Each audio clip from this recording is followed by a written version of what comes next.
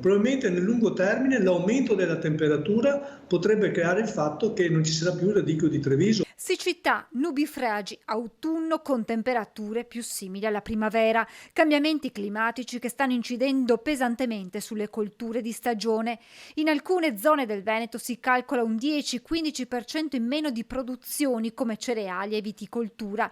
In ritardo il radicchio di Treviso, anche questa tipicità condizionata da un freddo che tarda ad arrivare. Necessita del freddo per avere la sua capacità e organolettica poi importante come attività. E guardi, sul radicchio di Treviso va fatto una grossa plauso ai nostri agricoltori che con passione e con determinazione lo stanno coltivando e lo stanno anche proponendo nelle tavole, ma soprattutto per la valorizzazione del radicchio stesso. Cambiamenti climatici che necessariamente porteranno nei prossimi anni a rivedere le colture stagionali finora tipiche del nostro territorio. Potremmo parlare anche del settore del vitivinicolo, del settore della frutticoltura e anche delle colture orticole, quindi avremo anche un cambiamento anche della tipicità dei nostri prodotti e dovremo sicuramente in questi anni fare una valutazione molto attenta per quanto riguarda la questione idrica e quindi anche su questo avremo necessità di fare tutti quei investimenti per dare la possibilità alle nostre aziende di fare irrigazione. Produzioni d'eccellenza minacciate dalle condizioni meteorologiche, ma spesso anche copiate all'estero. Per questo, sottolinea Antonini,